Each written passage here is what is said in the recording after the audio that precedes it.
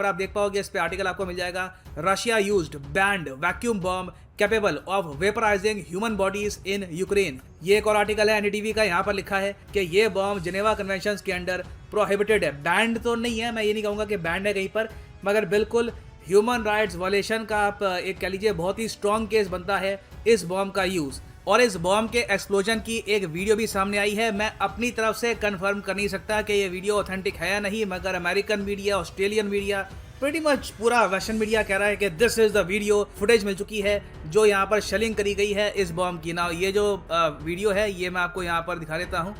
अगर आप हेडफोन लगा के सुन रहे हैं इसको, तो मैं आपको सजेस्ट करूँगा कि वॉल्यूम थोड़ी सी एडजस्ट कर लेना। Пизда, блядь.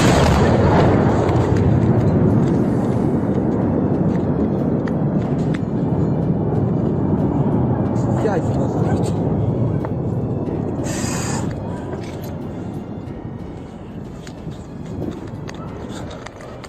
Я ебал в рот.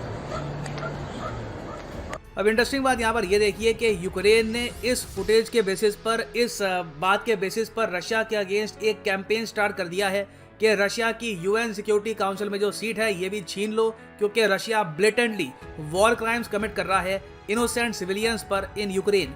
और जब यूएसए में व्हाइट हाउस की जो स्पोक्समैन है उनसे पूछा गया क्या रशिया ने वैक्यूम बॉम्ब एक्सप्लोड किया है, तो उन्होंने कहा कि देखिए हम अभी कंफर्म करके कह नहीं सकते, मगर अगर किया है, जैसी रिपोर्ट सामने आ रही है, मीडिया रिपोर्ट कर रहा है, यूक्रेन यहाँ पर कह रहा है, अगर रशिया ने ऐसा किया है तो बिल्कुल ये एक ग्रॉस वायलेशन है ह्यूमन राइट्स की, ये एक वॉर क्राइम है और पॉसिबिलिटी है कि यूनाइटेड नेशंस में भी इसके बेसिस पर रशिया के अगेंस्ट एक्शन लिया जाए। There are reports of illegal cluster bombs and vacuum bombs being used by the Russians. If that's true, what is the next step of this administration, and is there a red line for how much violence will be tolerated against civilians in this manner that's illegal and potentially a war crime?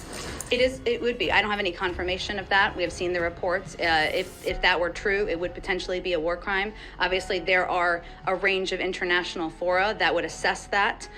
So certainly we would look to that to be a part of that conversation. तो यहाँ पर Biden सरकार ये कह रही है कि पहले तो हम करेंगे इन्वेस्टिगेशन के बिल्कुल यहाँ पे ये बॉम्ब विस्फोट किया गया है, नहीं वैक्यूम बॉम्ब का यहाँ पर एक्सप्लोजन हुआ है या नहीं। हालांकि मीडिया रिपोर्ट्स यूक्रेन वो कह रहे हैं कि वी आर एब्सोल्युटली श्योर, जो कैजुअलिटीज़ हुई हैं, जो लोगों ने वीडियोस रिकॉर्ड करी है, जो आवाज़ आई है वहाँ से, it was a vacuum bomb. मगर यूएस यहाँ पर कह रहा है कि पूरा प्रोसीजर होता है, इस पर इन्वेस्टिगेशन होगी और अगर रशियन गवर्नमेंट यहाँ पर दोषी पाई गई तो उनके खिलाफ एक्शन लिया जाएगा। ना यहाँ पर आप मुझसे ये पूछेंगे मगर पुतिन ऐसा क्यों करेंगे, इतना ज़्यादा वायलेंट, इतना ज़्यादा खतरनाक बॉम्ब ये यहाँ पर क्यों एक्सप्लोड करेंगे यूक्रेन पर। देखो पहली बात तो यहाँ पर आपको समझना होगा, जो ये वैक्यूम बॉम्ब है इसको ऑफिशियली काफ़ी बार डॉक्यूमेंट्स में कहा जाता है थर्मोबैरिक वेपन। थर्मोबैरिक वेपन में भी एक बहुत ही बड़ी कैटेगरी होती है फ्यूल एयर एक्सप्लोजिव्स की, उसमें आते हैं ये वैक्यूम बॉम्ब। यहाँ पे आप देख पाओगे फॉर एग्जांपल ये है फ्यूल एयर एक्सप्लोसिव। ये इन द पास्ट काफ़ी बार वॉर्स में यूज़ किए जा चुके हैं। यूएसए पे आरोप लगा है कि इन्होंने इस टाइप के वेपन्स यूज़ किए थे वियतनाम के अगेंस्ट, वियतनाम वॉर के दौरान। यूएसएसआर पे आरोप लगता है कि इन्होंने चाइना के अगेंस्ट, यूएसएसआर चाइना वॉर के दौरान ये वेपन्स यूज़ किए थे। हालांकि इस पर काफ़ी बुक्स लिखी गई हैं मगर कोई कंफर्मेशन कभी मिली नहीं है। बट 1990s में जब एक रिपोर्ट पब्लिश करी यूएसए ने, उसके बाद से दुनिया भर में ऐसे बॉम्ब्स का यूज़ काफ़ी हद तक कम हो गया, क्योंकि यूएस के डिपार्टमेंट इंटेलिजेंस एजेंसी ने 1993 की रिपोर्ट में ये कहा था कि देखिए ये एक ऐसा हथियार है वैक्यूम बॉम्ब जो बहुत ही यूनिक तरीके से और अनप्लेजेंट तरीके से मारता है। ये यहाँ पर कह रही हैं कि देखो जो मैंने आपको बात बताई थी, अगर कोई आदमी कुछ डिस्टेंस पे खड़ा है और ये बॉम्ब एक्सप्लोड हो गया तो वो बहुत ही स्लो और पेनफुल डेथ मरेगा, और अगर मान लो उसको इंजरी भी हो जाती है तो इट विल बी हॉरिफाइंग। और जो पूरा प्रोसेस होता है डेथ का because of A vacuum bomb, इसको यूएस की रिपोर्ट ने कहा था कि देखिए ये ऐसा ही है कि अगर आप इनहेल कर लो, सांस ले लो ऑफ बर्निंग फ्यूल, जलते हुए फ्यूल की अगर सांस ले लोगे ना तो वैसा ही एक्सपीरियंस होता है इस बॉम्ब के एक्सप्लोजन का। अब देखिए प्रॉब्लम ऐसे बॉम्ब के साथ ये होती है, इनका दायरा काफ़ी बड़ा होता है। इंटरनेशनल कम्युनिटी ये कहती है कि देखिए पहली बात तो आपको जंग करनी नहीं है, अगर जंग होती भी है तो कोशिश करिए कि पिन पॉइंट एक्यूरेसी वाले जो एक्सप्लोजिव्स हैं, जो सीधा मिलिट्री यूनिट को टारगेट करते हैं, वही यूज़ करिए। ऐसे बॉम्ब जिनका दायरा बहुत बड़ा होता है, जो आपके टारगेट के साथ साथ कई मीटर दूर जो लोग हैं उनको भी डैमेज करता है, ऐसे बॉम्ब्स ह्यूमन राइट्स के अगेंस्ट हैं। ऐसे बॉम्ब्स को यूज़ नहीं करना चाहिए और बिल्कुल बात भी ठीक है। मगर काफ़ी बार क्या होता है कि अगर आपका दुश्मन छुपा हुआ है एक बंकर के अंदर या फिर अफगानिस्तान के केस में मान लीजिए गुफा में छुपा हुआ है, तो वहाँ पर ऐसे बॉम्ब्स कभी कभी यूज़ करने पड़ते हैं ताकि एक बार को जो छुपा हुआ दुश्मन है उसकी जो लंग्स हैं वहाँ पे आग लग जाए और वो जल्दी से मर जाए। तो एक यहाँ पर रीज़न ये हो सकता है कि जो यूक्रेन के यहाँ पर सैनिक हैं ये छुप छुप के वार कर रहे हो, तो रशिया ने सोचा यहाँ पर ये बॉम्ब गिरो, रिमूव देम और आगे बढ़ो। एक रीज़न यहाँ पर फिर ये भी हो सकता है कि पुतिन देखिए एक बहुत ही बड़ी असॉल्ट कर रहे हैं आज के समय यूक्रेन की कैपिटल कीव पर। रिसेंटली ही ये सैटेलाइट इमेजेस सामने आई हैं, ये आप देख रहे हैं यहाँ पर ये जो एक कतार जारी है, ये सब मिलिट्री टैंक्स हैं जो आज के समय बढ़ रहे हैं कीव की तरफ। पुतिन काफ़ी हद तक फ्रस्ट्रेटेड है, वो इस वॉर को इतना लंबा देखना नहीं चाहते थे। यूक्रेनियंस ने बहुत ही लंबे समय तक ये वॉर चला ली और अब ये लोग एक फाइनल मेजर असॉल्ट कर रहे हैं ऑन कीव। अब देखिए कीव में डेफिनेटली रेजिस्टेंस इनको मिलने वाला है। यूक्रेन के सोल्जर्स आसानी से इनको कब्जाने नहीं देंगे अपनी कैपिटल को।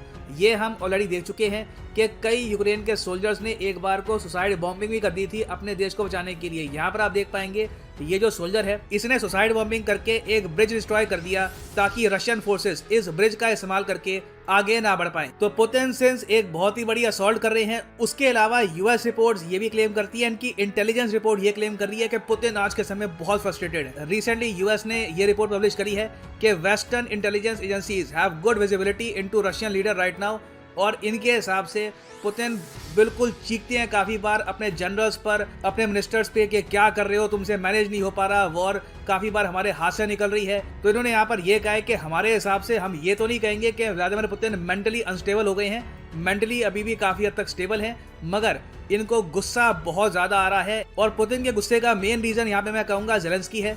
ज़ेलेंस्की ने दुनिया भर में ऐसा नैरेटिव एक बुन दिया है यूक्रेन की रेजिस्टेंस का। खुद कीव में रहकर यूएस का जो ऑफर था कि भाग जाओ यूक्रेन से, ये ऑफर ठुकरा कर कि पुतिन चाहते हैं कि जल्दी से जल्दी ज़ेलेंस्की को किल कर दिया जाए। और यूएस यहाँ पर यह भी रिपोर्ट कर रहा है कि क्रेमलिन ने मतलब कि रशिया ने टोटल 400 मर्सनरीज को एक असाइनमेंट दी है कि तुम्हारा सिंपली एक ही काम है कि जल्दी से कीव में जाकर इस आदमी को मार दो, ज़ेलेंस्की को मार दो, जिससे यूक्रेनियंस का जो मोराल है ये टूट जाए। एक बार वीडियो फुटेज कुछ ये इमेजेस सामने आ गई कि ज़ेलेंस्की मरा हुआ है, रशियन सोल्जर्स उसके ऊपर बंदूक लेके खड़े हैं, दैट विल बी इट। इससे यूक्रेनियंस का जो मोराल है ये टूट जाएगा और हो सकता है कि यूक्रेनियंस एक बार को सरेंडर भी कर ले। और याद रखिएगा पुतिन का जो मेन ऑब्जेक्टिव है वो यही है कि यूक्रेन की जो करंट गवर्नमेंट है इसको रिमूव करना है। तो यहाँ पे आप समझ पाएंगे कि क्यों पुतिन ऐसा वेपन यूज करेंगे। ऑलरेडी 5000 से ऊपर सोल्जर्स मर चुके हैं, 30 के आसपास फाइटर प्लेन्स इनके डिस्ट्रॉय हो चुके हैं, एयर बैटल्स में टैंक्स इनके बहुत सारा डिस्ट्रॉय हो चुके हैं, हैवी लॉसेस हुए हैं रशियन आर्मी को। तो ऐसे टाइम में एक डेस्परेट लीडर जो इस टाइप के डेंजरस वेपन्स हैं इनको यूज करना स्टार्ट कर देगा। मेरी उम्मीद यहाँ पर यही है कि पुतिन इवेंचुअली ऐसे ही एक न्यूक्लियर वेपन को यूज ना कर दे। I really hope that does not happen. Now finally मैं यहाँ पे आपसे क्वेश्चन पूछूंगा, ये टॉपिक अभी रिसेंटली काफी हद तक न्यूज में है कि ज़ेलेंस्की ने कुछ ही घंटों पहले एक एप्लीकेशन पे साइन कर दिया है जिससे यूक्रेन को मेंबरशिप मिल सकती है। इनमें से किसकी? ये है यहाँ पे आपकी ऑप्शन, ब्रिक्स, G20, G7 या फिर यूरोपियन यूनियन। मैं चाहता हूं आप सब लोग कमेंट सेक्शन में इसका आंसर करें।